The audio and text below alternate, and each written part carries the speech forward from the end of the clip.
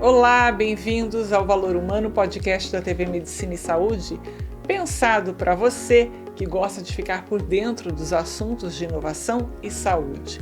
Hoje eu recebo aqui no estúdio o cirurgião bariátrico Eli Minoru Matsumoto, que vai falar um pouquinho a respeito dessa técnica, dessa modalidade cirúrgica, melhor dizendo, que tem conquistado pessoas ao redor do mundo quando o assunto é obesidade e comorbidades ocasionadas pela obesidade. Bem-vindo, doutor, tudo bem? Tudo bom, Soraya. Que bacana, doutor Minoru.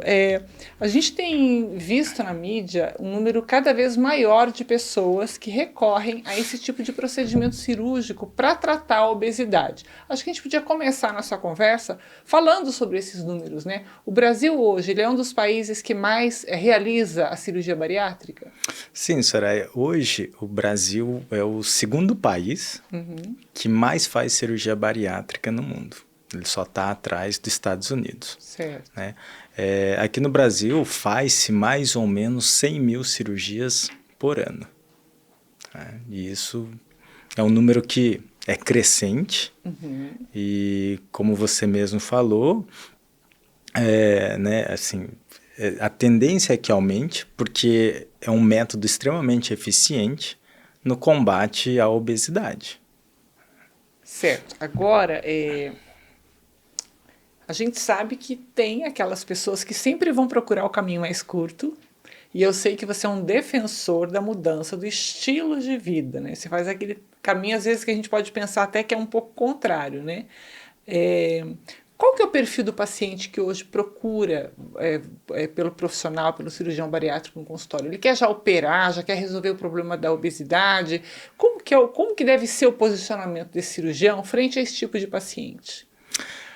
Então, esse paciente que procura a cirurgia como primeira opção de tratamento não é o que a gente costuma ter. Geralmente, são pessoas que já vêm num histórico de obesidade, com tentativas prévias, Certo. né? Muitas vezes sem acompanhamento. Às vezes são pacientes que já passaram por nutricionistas, endócrinos, nutrólogos, psicólogos, vários acompanhamentos, né?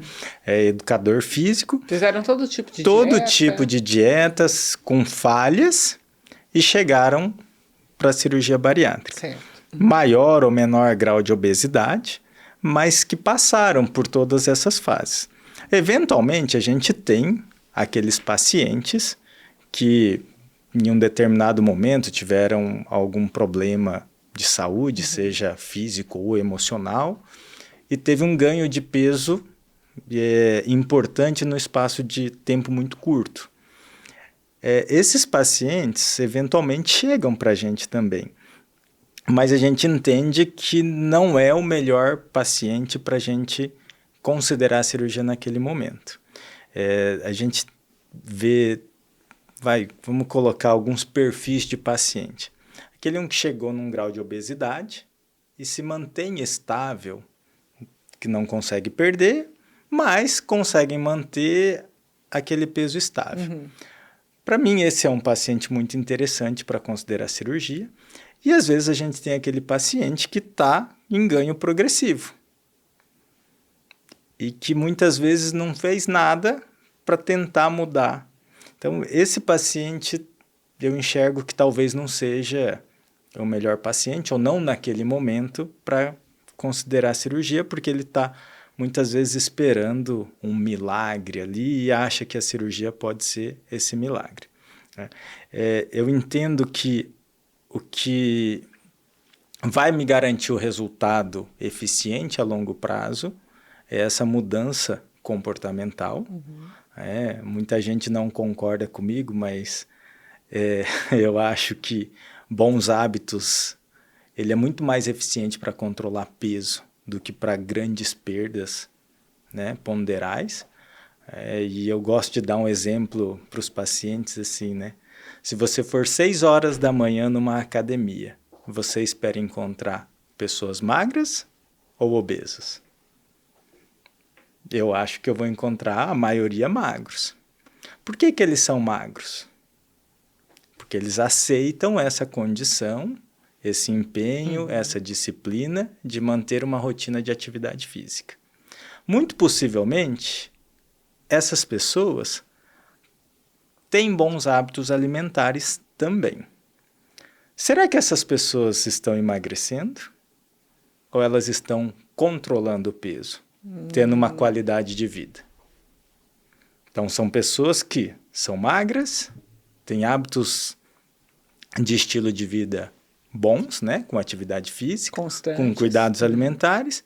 E qual é o resultado que eles têm em relação ao peso? Perdas ou controle? Manutenção, né? E às vezes você cria a expectativa no obeso que se ele passar a ter bons hábitos, né? Uma atividade física e um cuidado alimentar padrão, assim, nada extraordinário, que ele vai emagrecer progressivamente até chegar no peso ideal. E não é o que a gente vê. Entendi. Ele tem uma perda inicial pela mudança do comportamento, que gira em 5 a 10%, e depois ele começa a tender a uma estabilidade no peso. Por que ele está deixando de comer tudo que ele gosta, tudo que gera prazer para ele? Por que ele está fazendo exercício? Porque ele está esperando uma recompensa, que é a perda de peso. Quando toda essa mudança para de gerar uma recompensa para mim, a tendência é que meu sacrifício, a minha dedicação, também deixe de existir. Então eu perdi lá os 5, 10% e eu comecei a estabilizar o peso. A hora que eu estabilizo o peso, aquilo me gera frustração e eu recidivo no mau comportamento porque eu não cheguei no peso ideal. Então, mudanças comportamentais tendem a gerar uma perda de peso inicial e depois uma tendência de estabilidade. Então, se eu entendo que bons hábitos controlam o peso, agora talvez eu esteja entendendo que se eu emagrecer, eu vou conseguir manter. Porque essa é a história mais comum que a gente escuta nos consultórios. Eu até consegui emagrecer um pouquinho, mas eu não consegui manter. Então, eu acho que esse entendimento para mim é extremamente importante. Fica bem claro também, né? E quais são os tipos mais comuns de cirurgia bariátrica, doutor Minoro, que a gente pode elencar atualmente? Como é que eles diferem entre si? Como é que vocês escolhem, digamos assim, ou definem o tipo de cirurgia bariátrica que vai ser feito para aquele determinado paciente? Basicamente, a gente tem 2 modelos de cirurgia, né? O sleeve, ou gastrectomia vertical, e o bypass gástrico. O sleeve é uma cirurgia que você diminui o tamanho do estômago e não mexe no intestino. Então, você transforma aquele estômago volumoso num estômago tubular. Ele fica fino, né? É um estômago que ele tem uma capacidade em torno de 100 ml. Então, o estômago inteiro, né? Ele vai ter uma capacidade de 1 litro até 1,5 litro. E o paciente que é submetido à cirurgia do sleeve, né, da gastrectomia vertical, ele fica com um estômago de mais ou menos 100 ml. Tem essa redução. Isso gera uma limitação no quanto ele vai conseguir comer. Tá? Mas a absorção das vitaminas, das calorias, eles acontecem no intestino. Então, é uma cirurgia que tem uma ação muito mais importante sobre quanto eu consigo comer, não o que eu vou absorver. A vantagem é o controle das vitaminas, né? Menor risco de anemia, de deficiências vitamínicas, porém, as calorias elas são absorvidas no intestino. Certo. Se eu tiver uma alimentação mais calórica, significa que eu vou ter uma absorção maior de calorias. Então, é um tipo de cirurgia que é um pouco mais fácil da recidiva do peso. Existe a necessidade de um controle alimentar muito rigoroso. Daí, né? Outro efeito colateral do sleeve é a ocorrência do refluxo, da azia, né? Aquela queimação que fica voltando. Mais ou menos 20 a 25% dos pacientes que são submetidos à cirurgia do sleeve desenvolvem azia, doença do azia. refluxo. Né? Olha só. E o que determina isso, doutor Minoro? Esse percentual? Uma alteração na anatomia e uma dificuldade do esvaziamento do estômago. Então, o conteúdo, às vezes, ele pode... pela cirurgia, você causa uma alteração da anatomia, da transição do esôfago para o estômago. E isso perde a competência da transição do músculo, né, do esfíncter inferior do esôfago, que ele perde um pouco a capacidade de contração. Então, aquele conteúdo gástrico, ele fica voltando com mais facilidade. E se você tiver alguma alteração técnica no sleeve, se ele tiver um pouco torcido, a linha de grampeamento ela tiver um pouco torcida, ela vai dificultar o esvaziamento do estômago, que também vai propiciar uma ocorrência do refluxo. Mas a grande maioria dos pacientes, eles conseguem controlar bem o refluxo com controle alimentar e muitas vezes com medicamentos, tipo os inibidores de bomba, né? O omeprazol, pantoprazol. Tá? Já o bypass é aquela cirurgia que age tanto no estômago quanto no intestino. Você diminui o tamanho do estômago, você transforma aquele estômago de 1 litro, 1,5 litro, numa pequena bolsa em torno de 30 a 40 ml e você faz um desvio em torno de 30% do intestino. Você faz um desvio do intestino. Isso faz com que o estômago pequeno limite a quantidade de comida e o desvio do intestino diminua a capacidade de absorção. Então, eu tenho 2 mecanismos muito nítidos: restrição alimentar e desabsorção, comprometimento da absorção. Então, é uma cirurgia que tem a necessidade da suplementação vitamínica de uma forma mais... como que eu posso dizer? Mais contínua. Uma disciplina muito grande de suplementação pelo risco da deficiência de alguns nutrientes e algumas vitaminas. E essa suplementação vai ter que ser por quanto tempo? Para a vida inteira. Para a vida toda. É isso, tá? Porque alguns segmentos do intestino, eles têm a capacidade de absorção de determinados elementos. Então, a parte do começo do intestino que é feito desvio, ele é a parte que absorve o ferro, o cálcio, né? O final do estômago, ele libera uma substância chamada fator intrínseco, que se liga à vitamina B12 da alimentação para ser absorvida no intestino. Então, existem algumas previsibilidades do que vai faltar. Então, esses elementos, essas vitaminas, elas são repostas preventivamente.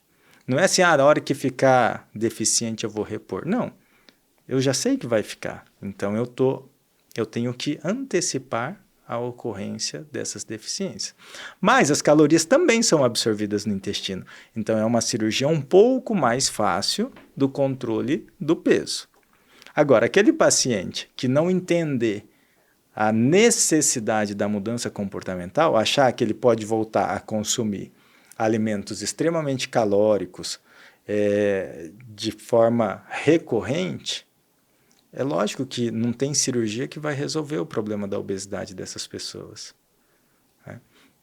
Por isso que é importante estar nesse processo todo, ter a presença de uma equipe multidisciplinar, né? Eu queria que você falasse um pouquinho a respeito, doutor Minoro, da importância, então, e quais são esses profissionais que devem fazer parte do processo aí pré-cirúrgico, intracirúrgico e pós também, né? Como é que é esse acompanhamento? Então, assim, Soraya, a obesidade é uma doença relativamente nova no nosso país, né? Ela começa a crescer a partir da década de 80 e 90. É um momento em que comida se torna mais acessível. Tá? Comidas industrializadas, produzidas em larga escala, e isso acaba barateando essas comidas industrializadas. E, bom ou não, são comidas gostosas, saborosas. Então, por que pizza é gostoso, hambúrguer é gostoso? enquanto isso não era acessível, não adiantava eu querer. Né? É objeto de desejo, mas não é possível, é diferente.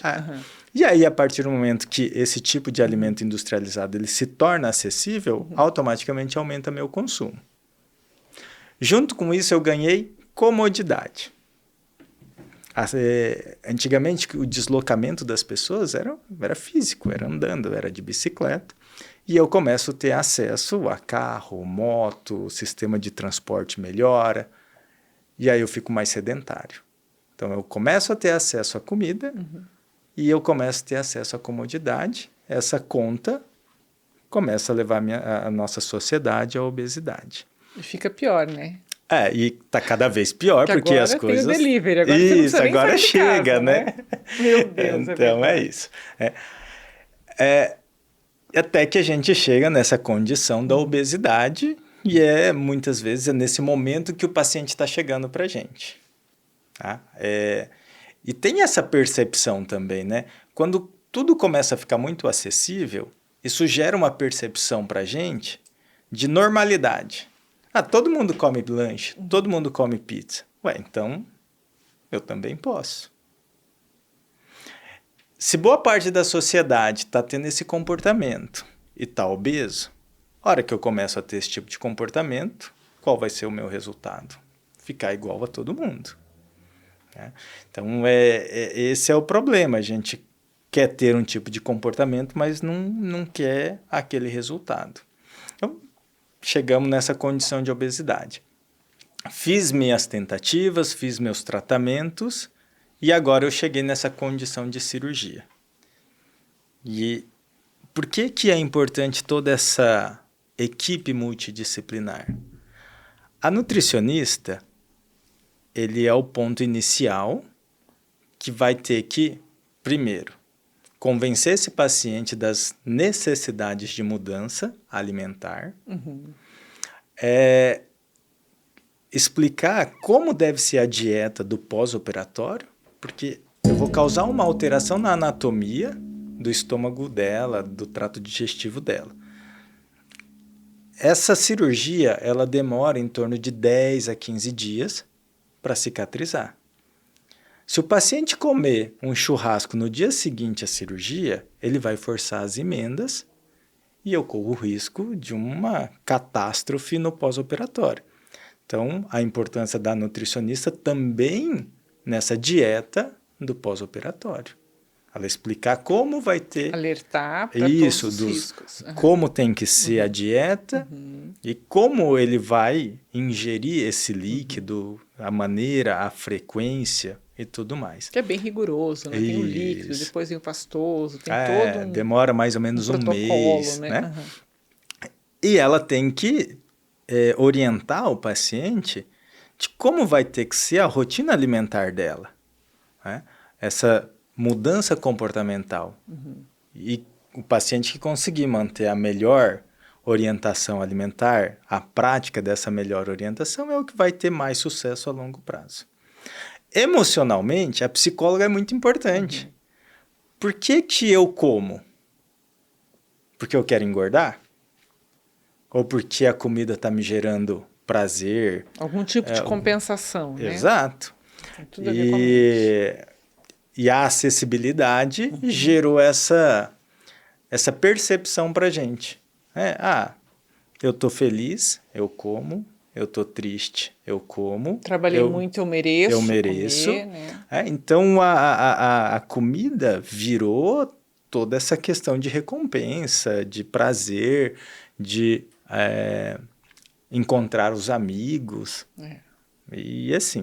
E lá, antigamente, não, né? Era sobrevivência. Você tinha que sair da caverna, correr atrás dos bichinhos, caçar, era o que você era tinha. Bem diferente, né? Você gastava muito para conseguir o alimento. Quando você opera, a primeira coisa que eu vou limitar em você, diminuindo o tamanho do estômago, é o quanto você vai comer. E aí, por que eu repeti o prato? Eu estava com fome? Ou aquilo estava gostoso, cabe mais e me gerava satisfação? Então, muitas vezes, o prazer não está no que eu vou comer, mas no quanto eu consigo. E a hora que a cirurgia limita essa quantidade, você chega numa festa e vê aquela opção, várias opções de alimento, várias opções de comida gostosa, e você está limitado a comer um pouquinho, isso pode me gerar frustração. E a frustração vai me levar a alguma condição de recompensa ou de substituição. Então, não raro, o que a gente acaba vendo em pacientes pós-operatórios de cirurgia bariátrica? A troca da comida por bebida. Então, o alcoolismo em pós-operatório de cirurgia bariátrica é algo relativamente comum, assim, a gente vê. Às vezes não chegando ao alcoolismo, mas o relato, mas bebia... uma ingesta maior de bebida. Isso, né? E por que acontece isso, Soraya? A cirurgia leva limitação de alimentos sólidos.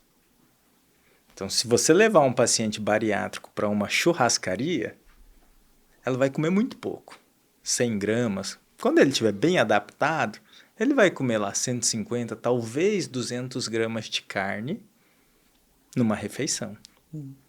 Mas o estômago, se a gente fizer uma comparação, o estômago é uma espécie de uma pia com ralo aberto.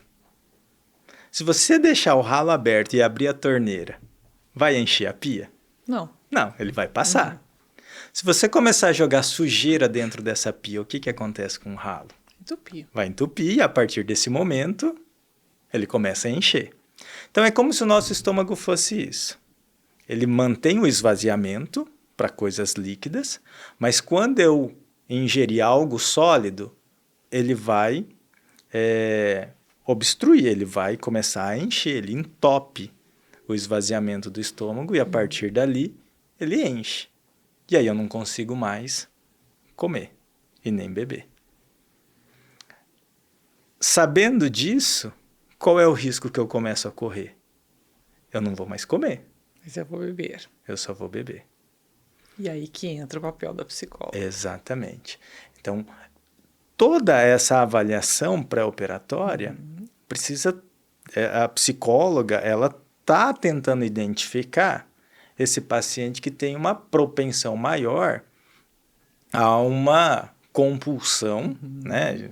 A gente está falando da bebida, mas várias outras compulsões, né? Tipo, compra... De alguma outra forma, o gatilho vai ser disparado, né? Para ter a compensação realizada. Isso é muito interessante. Assim, uma das contraindicações é o uso de drogas ilícitas, por exemplo. A pessoa está lá, ela consome lá uma coisinha ou outra de vez em quando. Quando você limitar a comida para essa pessoa, vai potencializar esse outro vício, né? Jogo, drogas de uma maneira geral, né?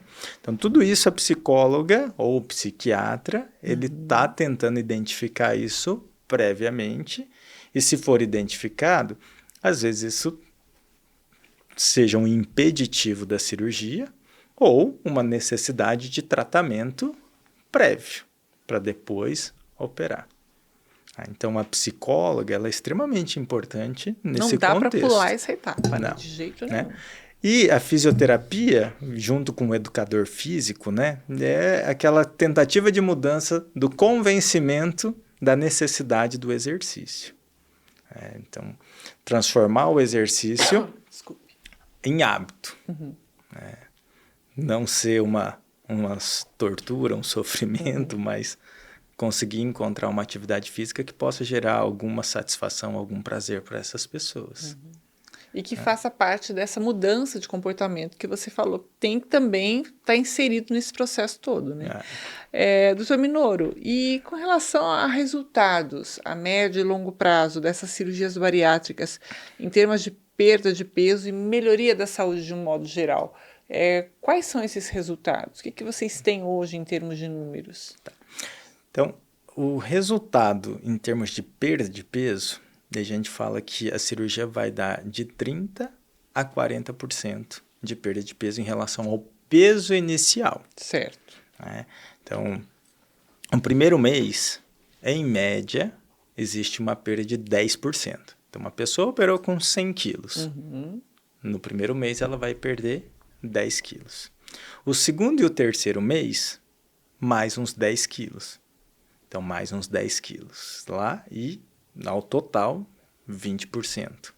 Do quarto ao sexto mês, mais 10%. Então, ao final de 6 meses, a gente espera uma perda em torno de 30% do peso inicial. Aqueles pacientes que estão extremamente focados, com mudança comportamental, tudo, a gente espera mais 10% até a estabilização do peso. Então, ao final de um ano e meio, uma perda em torno de 40% do peso. Em relação às doenças, tem vários estudos que mostram a melhora das comorbidades. Então, a hipertensão é extremamente comum na população obesa e a perda de peso tende a melhorar. Então, cerca de 80% dos hipertensos, quando submetidos à cirurgia bariátrica, vão normalizar a pressão. O diabético também é em torno de 80% a 85% de controle da glicemia.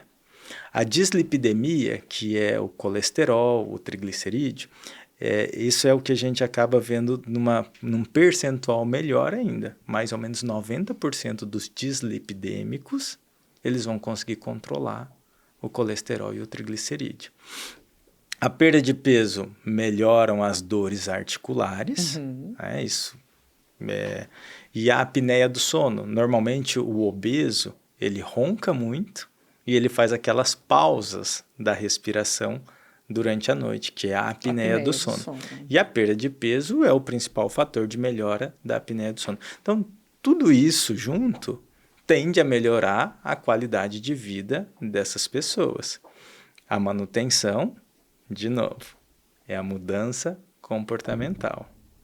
É isso aí. Bom, quando a gente fala em tecnologia, em inovação na área da cirurgia bariátrica, né? Até um tempo ela era feita de maneira convencional, corte. Né? Acho que ainda fazem, né? Acho que no SUS ainda é feito. Ainda é feito. Mas aí veio a cirurgia minimamente invasiva por videolaparoscopia, revolução total, inclusive na questão da recuperação, né? E agora vocês estão operando com robô, tem a cirurgia bariátrica robótica. Eu queria que você traçasse aí o perfil desses 3 tipos de cirurgia, de como nós estamos hoje, como o Cascavel está, como que a sua equipe está posicionada e qual que é a diferença em termos de efetividade, de sucesso ou de recuperação entre a cirurgia por vídeo e a robótica. Tá. Então, assim, Soraya, a cirurgia bariátrica, ela chega no Brasil final da década de 60, começo da década de 70, e nessa época só existia a cirurgia convencional, né? Então, no começo da década de 90, chega a laparoscopia aqui no Brasil. E começam com os procedimentos mais simples. E a bariátrica, ainda nesse momento, é vista como um procedimento de alta complexidade. E naquele momento ainda não se via a possibilidade da realização da cirurgia laparoscópica, a cirurgia bariátrica por laparoscopia. Com a melhora dos equipamentos auxiliares, né, vai se viabilizando a cirurgia bariátrica laparoscópica. Então, final da década de 90, começo da década de 2000, começa a se expandir a cirurgia bariátrica para o método laparoscópico. E, inicialmente, existe uma dificuldade técnica muito grande. Imagina você estar habituado a fazer um tipo de cirurgia que você tem o tato, você consegue segurar as estruturas e sentindo o que você está fazendo, e, de repente, você está manipulando todas essas estruturas através de uma pinça com um tato muito ruim, né? E a gente tem que lembrar que a qualidade da imagem era ruim. Qual é a bem televisão lembrado, é verdade. Hoje a gente que vê tudo, existia exato, lá na década de 90? Era aquelas TVs de de tubo, tubo. a definição era ruim.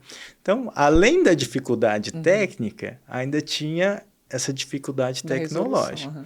E aí, a partir da década de 2000, tudo isso começa a melhorar. A qualidade da imagem, a qualidade dos materiais, e é quando engrena a cirurgia laparoscópica e ela se expande para vários procedimentos, entre elas a cirurgia bariátrica. É uma época em que a maioria dos cirurgiões estavam aprendendo, né? Você vinha de um tipo de cirurgia e agora você está fazendo de uma maneira diferente. No início, sempre é muito demorado, as cirurgias levavam lá Qual que era o tempo? 5, 6 horas. Um período Era uma inteiro. cirurgia extremamente E trabalhosa. arriscada também. Tinha seus riscos. Tinha seus riscos, né? O índice de complicação eram consideráveis. E isso vai melhorando. Até que no final da década de 2010, mais ou menos, a cirurgia começa a ser bem padronizada. E todo mundo começa a melhorar seus resultados e a ter essa evolução de forma rotineira para o método laparoscópico. Essa época, 2005 mais ou menos, é a época que começa a cirurgia robótica no mundo. Mas aqui no Brasil... Ainda não. Ainda não. Então, lá por 2010, 9, 10, que começa a chegar essa tecnologia no Brasil. E como toda tecnologia nova, ela chega com preços extremamente elevados, reservada a pequenos, alguns locais, né? Uma condição econômica muito restrita. E com o passar do tempo, a tecnologia ela tende a baratear. E é uma tecnologia que a gente percebe assim, é a evolução da tecnologia. Então, o método, o princípio da cirurgia laparoscópica e da cirurgia robótica, a gente fala que são cirurgias que compartilham do mesmo sistema operacional, que é a introdução de ar, né? Você injeta ar dentro da cavidade abdominal e distende o abdômen. Na cirurgia laparoscópica, o cirurgião segura as pinças. Na cirurgia robótica, essas pinças elas estão acopladas ao braço robótico. E de um console, como se fosse um controle remoto, você consegue manipular aquela pinça que está acoplada ao braço robótico. A vantagem do robô é que a articulação das pinças, elas são muito melhores. Na cirurgia laparoscópica, a pinça ela tem só um tipo de abertura, né? Ela não articula. E na cirurgia robótica, as pinças têm um punho. Certo. É como se ela tivesse um punho. É inteligente. Ela filtra os pequenos tremores. Então, por mais firme que a sua mão seja, esse pequeno tremor ele é transmitido para a ponta da pinça da laparoscopia. E ela filtra isso. Ela filtra isso. Ela entende que aquele tremor ele não é necessário. A ótica da laparoscopia ela é uniocular, ou seja, você enxerga a altura e largura, mas você não enxerga a profundidade. Então, a ótica do robô ela é biocular, então ela tem essa noção de profundidade. Isso melhora a qualidade da sua visão e a qualidade da sua cirurgia e a precisão dos movimentos. O que a gente percebe é que a cirurgia robótica é uma evolução inevitável e ela vai acontecer e é uma questão de tempo para ela se tornar economicamente viável. Né? Hoje ainda é uma tecnologia de alto valor, mas eu acho que com a expansão ela tende a se tornar uma tecnologia extremamente acessível. Como tudo na medicina, né? A medicina ela mostra isso pra gente ao longo do tempo, né? Vocês já estão operando com robô, então. Sim. Hoje em Cascavel tem o Da Vinci, Isso. né? No Hospital São Lucas, e já tem então a cirurgia bariátrica robótica também. Qual que é a sensação de operar com robô, doutor Minoro? Olha, inicialmente, Soraya, é uma... Apesar de ser muito parecido com a laparoscopia, partilhar dos mesmos princípios básicos, é um movimento diferente. Na laparoscopia, geralmente você tem o auxiliar que ajuda com a câmera, com uma pinça auxiliar, e você opera, como se diz, né, a 4 mãos. Na cirurgia robótica, você é o auxiliar e você é o câmera. Então a gente está tão habituado a manipular as pinças que você está utilizando e você está acostumado que o auxiliar trabalhe com a pinça auxiliar e a câmera. E às vezes você acaba se perdendo. Mas assim, é tudo uma questão de treinamento e né? isso... E tem que ter um treinamento, tem que ter uma certificação, é tudo muito rigoroso, né? Hoje você precisa fazer um curso de treinamento teórico, prático, com simuladores, acompanhar vários procedimentos de cirurgia robótica. Tem que ter um número X também de cirurgias para poder operar, né? Você opera as primeiras cirurgias, você precisa de um tutor, né? Que na cirurgia robótica ela é chamada de proctor. Proctor, isso mesmo. E depois de passar por todas essas etapas, você é certificado para que você possa realizar as cirurgias. Muito bem. Doutor Minoro, tem algum caso aí ao longo da tua carreira como médico, tua história como cirurgião bariátrico, tem algum caso que tenha te chamado mais atenção da transformação, porque é uma transformação na vida de uma pessoa, né, que passou por momentos de muita dificuldade, sejam emocionais, às vezes até financeiras por conta da obesidade, né, de frustração pessoal, de sofrimento mesmo, e que teve isso tudo mudado, impactado depois da cirurgia. Tem algum caso assim que te chama mais atenção ao longo do tempo, que te vem à cabeça? Olha, Soraya, isso é um drama que a gente percebe do paciente com obesidade, né? Um acontecimento muito comum durante as consultas, né? A gente vê que emocionalmente são pessoas que estão no limite da emoção, assim, e com uma certa frequência, muitos pacientes choram no consultório, né? Contando a história de vida delas, a dificuldade, tudo que ela fez na tentativa de emagrecer, todos os julgamentos que existem, né? Porque isso é algo extremamente comum que a gente... Real, né? Que você não tem força de vontade, você desiste fácil. Então, esse tipo de julgamento, eles trazem com eles, né?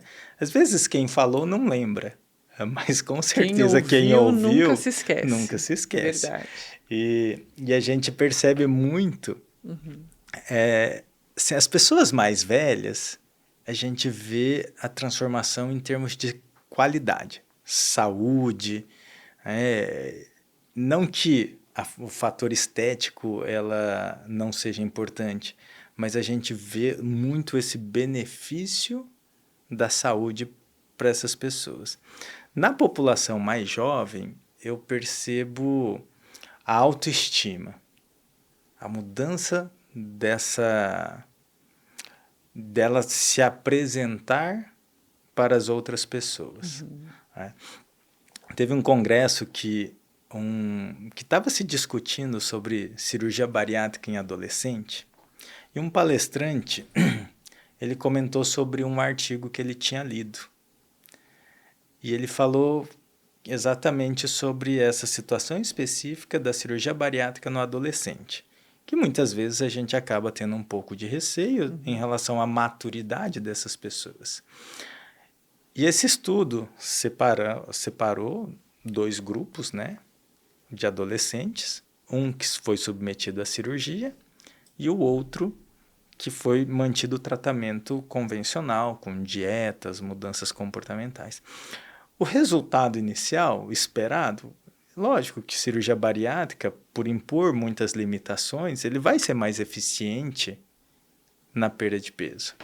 Então, esse primeiro resultado era esperado. E eles continuaram acompanhando esses adolescentes até a vida adulta. E aí o desfecho dessa parte foi que os pacientes que tinham sido submetidos à cirurgia tinham se tornado pessoas adultas de melhor... que elas tinham sido... Como que eu posso dizer? Tiveram sucesso melhor, tanto na vida pessoal quanto na vida profissional. Se saíram melhor na vida. Isso. Mostrando o quanto a autoestima, nessa faixa etária, muda toda a história da vida dela.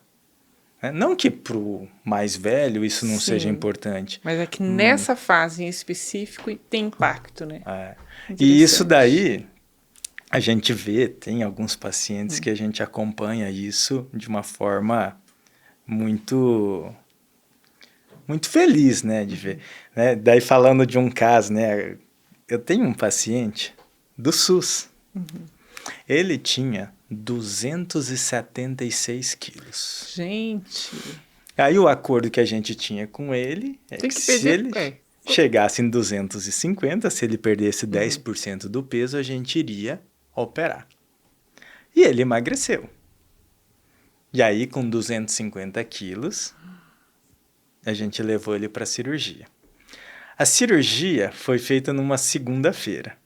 Isso tem mais ou menos uns 10 anos, Soraya. E eu lembro que a equipe da anestesia, eles foram lá na véspera para pegar acesso, porque um paciente muito obeso, ele tem as veias de difícil acesso. Fizeram com ultrassom e para pegar a veia. Toda a complicação. E ele dormiu, né? Ele internou na véspera para fazer toda essa preparação para a cirurgia. As mesas cirúrgicas, na época, elas não suportavam bem essa quantidade de peso. E eu lembro que a gente teve que calçar. Emendaram. Não, a gente calçou a mesa, colocou apoio embaixo da mesa para a mesa ficar... Suportar. Ficar segura para receber o paciente. A cirurgia dele, assim, a gente não está acostumado a operar pacientes com esse peso. Então, aquilo gerou uma ansiedade muito grande para nós. Certo. Né? Como que vai ser essa cirurgia? Será que a gente vai apanhar? Será que não vai? E mesmo sendo SUS, a empresa de grampo, ela cedeu material para a gente fazer esse caso por laparoscopia.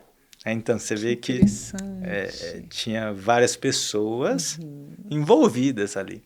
E a gente conseguiu fazer a cirurgia por laparoscopia para esse rapaz. Paciente. Porque o SUS, vamos explicar aqui, o SUS não libera a cirurgia por vídeo. Isso, né? A cirurgia do SUS, né? Até hoje, ela é aberta. Né? Tal. Esse rapaz... a cirurgia foi bem tranquila, a anatomia dele estava bem favorável por conta dessa perda de peso no pré-operatório. E durante o acompanhamento, ele chegou a 130 quilos. Aí, imagina, ele na época, Soraya, eu acho que ele tinha 21 anos. E ele não tinha mais vida social. Ele ficava em casa o dia inteiro. E aí, um dos retornos dele no ambulatório, ele pediu um atestado. E assim, me chamou a atenção. Eu falei, você está estudando? Né? Eu achei que ele estava estudando. Ele falou, não, eu estou trabalhando. Poxa vida. Né? Então, aquilo chamou a atenção, né? E foi muito legal, assim, né? Tipo, a gente conseguiu ressocializar ele. Aí ele voltou a ganhar um pouquinho de peso. Então, ele voltou, ele foi para 150 quilos. E a gente transformou, a primeira cirurgia dele tinha sido o sleeve. E aí a gente transformou esse sleeve dele num bypass. E ele emagreceu de novo, ele chegou em 120 quilos. E hoje ele tá bem. Ele tem a vida dele, né? Assim, faz tempo que ele não vem no ambulatório, né? A gente fica curioso, né? Agora estamos curiosos como para que poder ele saber tá, como é que ele né? tá, né? Mas assim, você vê, Mas é uma isso já tem 10 transformação. anos, Soraya. Se a gente não tivesse feito nada para ele quando ele estava com 276 quilos, como que teria sido a evolução dele? Exatamente. Será que ele teria emagrecido? Ou será que daquele ponto ele teria ganhado mais peso? Será que ele estaria vivo hoje? Como que ele ia estar? E que bom que ele operou, e que bom que deu tudo certo, né? Muito bom. Olha, doutor Minoro, a gente poderia conversar muito mais sobre tantos aspectos da cirurgia bariátrica, né? Com relação à resolução de doenças, de comorbidades, no aspecto emocional, social, mas a gente vai deixar para uma outra oportunidade. Eu quero te agradecer muito por sua presença aqui hoje e fica aí o convite para voltar novamente aqui para o Valor Humano. Obrigado, Soraya. Eu sempre estou à disposição, eu adoro falar sobre o assunto e eu vejo que a gente aprende muito com os pacientes também, né? As histórias, as mudanças de vida que acontecem com eles. É uma Isso troca, é muito gratificante, né? né? É bacana mesmo. Obrigada, viu, doutor Minoro? Nós vamos ficando por aqui, lembrando que você pode acompanhar todas as novidades em inovação e saúde aqui no nosso canal. Basta você se inscrever no nosso canal do YouTube e também lá nas nossas plataformas de áudio, Deezer e Spotify. A gente se encontra, até mais!